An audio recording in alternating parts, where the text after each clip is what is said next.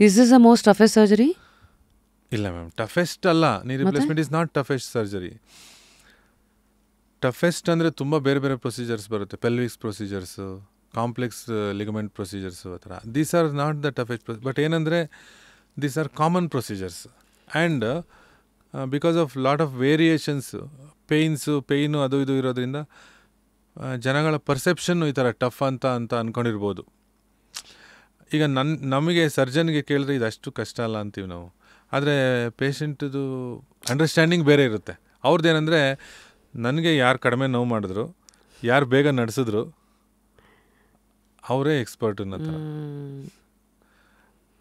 ಅದು tough easy ಅನ್ನೋದು ಅವ್ರ ಅಸೆಸ್ಮೆಂಟ್ ಈಸ್ ಡಿಫ್ರೆಂಟ್. ಅಂದರೆ ಮೇ ಬಿ ನೀವು ಆ್ಯಸ್ ಎ ಇದಾಗಿ ಹೇಳ್ತಾ ಇದ್ದೀರ, ನಾನ್ ಆರ್ಥೋಪೆಡಿಕ್ ಥರ ನೀವು ಅಂದರೆ ಹೇಳ್ತಿದ್ದೀರ. So understood. ಅಂದರೆ ಸೊ ನನಗನ್ಸುತ್ತೆ ನಮ್ಮ ಆ್ಯಸ್ ಎ ಸರ್ಜನ್ನಾಗಿ ಯಾವ್ದು ಕಷ್ಟ ಅಂತ ಅನ್ಕೋತೀವಿ ಅದು ಬೇರೆ, ಪೇಷಂಟ್ಸ್ದು ಅಥವಾ ಜನಗಳ ಪರ್ಸೆಪ್ಷನಲ್ಲಿ ಯಾವುದು ಕಷ್ಟ ಅನ್ನೋದು ಅದು ಬೇರೆ.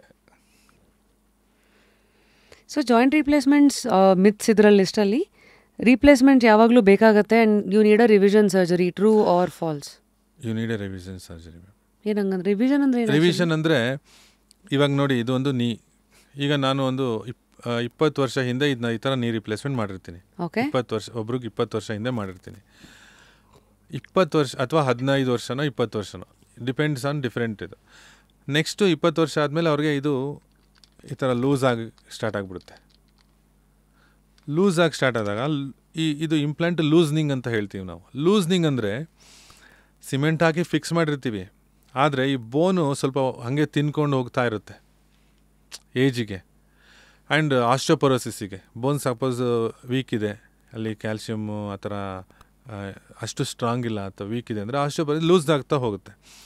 ಲೂಸ್ ಆಗ್ತಾ ಹೋದಾಗ ಈ ಮೆಟಲ್ ಏನು ಫುಲ್ ಸೌದೋಗ್ಬಿಡಲ್ಲ, ಈ ಮಧ್ಯೆ ಇರೋ ಪ್ಲಾಸ್ಟಿಕ್ ಪಾಲಿಥೀನ್ ಸ್ವಲ್ಪ ಸೌದೋಗ್ಬೋದು. ಅದ್ರದ್ದು ಇವಾಗ 8 mm ಇರೋದು 6 mm ಆಗಿರೋದು 15 ವರ್ಷ ಆದಮೇಲೆ. ಅವಾಗ ಏನಾಗುತ್ತೆ, ಈ ಗ್ಯಾಪ್ ಚಿಕ್ಕದಾಯಿತು ಒಂದು ಕಡೆ, ಇನ್ನೊಂದು ಕಡೆ ಗ್ಯಾಪ್ ದೊಡ್ಡದಾಯಿತು, ನಡೆಯುವಾಗ ಬ್ಯಾಲೆನ್ಸ್ ಇಲ್ಲ. ನಡೆಯುವಾಗ ಬ್ಯಾಲೆನ್ಸ್ ಇಲ್ಲ ಅಂದರೆ ಏನಾಗುತ್ತೆ, ಹಿಂಗೆ ಬಕ್ಲಿಂಗ್ ಆಗ್ತಾರೆ. ಈ ಥರ ಸಿಮ್ಟಮ್ಸ್ ಸ್ಟಾರ್ಟ್ ಆಗ್ತಾ ಹೋಗುತ್ತೆ.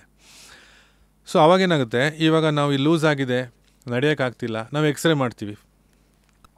ಅವಾಗ ನಮಗೇನು ಗೊತ್ತಾಗುತ್ತೆ, ಇಲ್ಲಿ ಈ ಬೋನು ಲೈಸಿಸ್ ಅಂತ ಹೇಳ್ತೀವಿ, ಬೋನ್ ಲೈಸಿಸ್ ಆಗಿದೆ, ಈ ಬೋನಲ್ಲಿ ಅಷ್ಟು ಸ್ಟ್ರೆಂತ್ ಇಲ್ಲ, ಒಳಗಡೆ ಟೊಳ್ಳಾಗಿದೆ.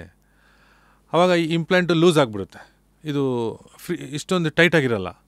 ಅವಾಗ ಅವ್ರಿಗೆ ನಡೆಯೋಕ್ಕಾಗಲ್ಲ, ಲಾಕ್ ಆದಂಗೆ ಆಗುತ್ತೆ. ಮಡ್ಸಿದ್ರೆ ಸ್ಟ್ರೈಟ್ ಮಾಡೋಕ್ಕಾಗಲ್ಲ, ಸ್ಟ್ರೈಟ್ ಮಾಡಿದ್ರೆ ಮಡ್ಸೋಕೆ, ಆ ಥರ ಸಮ್ಥಿಂಗ್ ಲೈಕ್ ದ್ಯಾಟ್. ಅಂದರೆ ನಾನು ಇದು ಲಾಸ್ಟ್ ಹೇಳ್ತಾ ಇರೋದು, ಅಂದರೆ ನಾನು ಎದುರಿಸ್ತಾ ಇಲ್ಲ. ಸೊ ನಾನು ಹೇಳ್ತೀನಿ, ಸೊ ಈ ಥರ ಅಂದರೆ ಪೇಯ್ನಿಂದ ಸ್ಟಾರ್ಟ್ ಆಗುತ್ತೆ ಆಫ್ಟರ್ ಸಮ್ ಇಯರ್ಸ್. ಸೊ ಆ ಪೇಯ್ನಿಂದ ಸ್ಟಾರ್ಟ್ ಆದಾಗ ನಾವು ಎಕ್ಸ್ರೇ ಮಾಡಿದಾಗ ಲೂಸ್ ಇದೆ ಅಂತ ಗೊತ್ತಾದರೆ ನಾವು ಆವಾಗ ರಿವಿಷನ್ ಅಂತ ಮಾಡ್ತೀವಿ. ಸೊ ರಿವಿಷನ್ ಪ್ರೊಸೀಜರ್ಸ್ ಅಂದರೆ ಫಸ್ಟ್ ಏನು ಜಾಯಿಂಟ್ ರಿಪ್ಲೇಸ್ಮೆಂಟ್ ಮಾಡಿರ್ತೀವಿ, ಆ ಜಾಯಿಂಟ್ ರಿಪ್ಲೇಸ್ಮೆಂಟ್ನ ಇಂಪ್ಲಾಂಟ್ಸ್ನ ತೆಗೆದು ಮತ್ತೆ ರಿವೈಸ್ ಮಾಡಿ ಬೇರೆ ಇಂಪ್ಲಾಂಟ್ಸ್ ಹಾಕೋದು. ರಿವೈಸ್ ಮಾಡೋದಂದ್ರೆ ಅವತ್ತಿನ ತಕ್ಕಂತೆ ಮತ್ತೆ ಮತ್ತೆ ಬೋನ್ ಮೆಜರ್ಮೆಂಟ್ ಮಾಡಿ, ಆ ಸೈಜ್ ಮೆಜರ್ಮೆಂಟ್ ಮಾಡಿ, ಅವಾಗ ನಾವು ಈ ಥರ ಇಂಪ್ಲಾಂಟ್ ಇಷ್ಟು ಹಾಕೋಕ್ಕಾಗಲ್ಲ. ಮತ್ತೆ ಅವಾಗ ನಾವು ಯಾವ ಥರ ಹಾಕ್ತೀವಿ ಅಂತಂದರೆ, ಈ ಇಂಪ್ಲಾಂಟ್ ಇರುತ್ತಲ್ಲ ಮ್ಯಾಮ್, ಇದರಲ್ಲಿ ಒಳಗಡೆಯಿಂದ ಒಂದು ರಾಡ್ ಹೋಗ್ತಾ ಇರುತ್ತೆ, ಸ್ಟೆಮ್ಮು ಅಂತ ಹೇಳ್ತೀವಿ, ಅದು ಒಳಗಿಂದ ಹಾಕ್ತೀವಿ. ಜಸ್ಟ್ ಲೈಕ್ ಇವಾಗ ನೀವು ಮನೆ ಮೇಲ್ಮೇಲೆ ಕಟ್ತದಂಗೆ ಕೆಳಗಡೆಗೆ ಪಾಯ ತೆಗೆಯೋದು ಸ್ವಲ್ಪ ಜಾಸ್ತಿ ಹೋಗ್ತಾರಲ್ಲ, ಅಂದರೆ ಜಾಸ್ತಿ ಅಂದರೆ ಅದ್ರ ಮೇಲೆ ಜಾಸ್ತಿ ಅದಕ್ಕೆ ಸಪೋರ್ಟ್ ಬೇಕು ಅಂತಂದರೆ, ಇವಾಗ ಇದು ಬೋನ್ ವೀಕ್ ಆಗಿದೆ ಅಂತಂದರೆ ಕೆಳಗಡೆ ಸ್ಟೆಮ್ ಹಾಕಬೇಕು. ಇದು ಇಷ್ಟೇ ಇರೋದಿಲ್ಲ ಅದು ಇಂಪ್ಲಾಂಟು.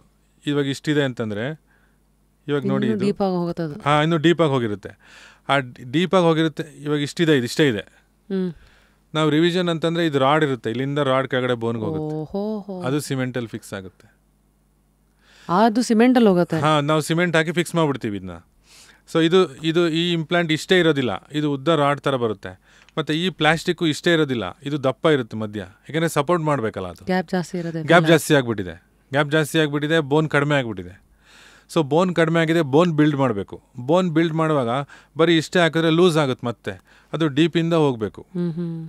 ಸೊ ಆ ಥರ ರಿವಿಷನ್ ಪ್ರೊಸೀಜರ್ಸಲ್ಲಿ ಇಂಪ್ಲಾಂಟ್ಸು ಬೇರೆ ಥರ ಇಂಪ್ಲಾಂಟ್ಸು. ಡಾಕ್ಟ್ರೇ ನನಗಂತರ ಡಿಜಿಟಲಿ MBBS ಮಾಡ್ದಂಗೆ ಆಯಿತು ನಿಮ್ಮ ಜೊತೆಗೆ ಇಂಟರ್ನ್ಶಿಪ್ ಮಾಡ್ದಂಗೆ. But thank you so much for giving us the knowledge, because we at least know what happens, revision ಅಂದರೆ ಏನು. ಆ್ಯಂಡ್ ಆಲ್ಸೋ ಇವೆಲ್ಲ ನೋಡಿದಾಗ ಕೆಲವು ಸತಿ reality really hits hard when you are very closer to situation. Maybe ಇದರಿಂದನಾದ್ರು ಕೆಲವ್ರಿಗೆ ಬಿಸಿ ಮುಟ್ಬೋದೇನೋ, how to live a life without ಎಷ್ಟು ಆಗುತ್ತೋ ಅಷ್ಟು ಪೋಸ್ಟ್ಪೋನ್ ಮಾಡೋ ಥರ ಇರೋದು ಅಥವಾ ಇದು ಬರ್ದೇ ಇರೋ ಥರ ನಮ್ಮ ನಾವು 40s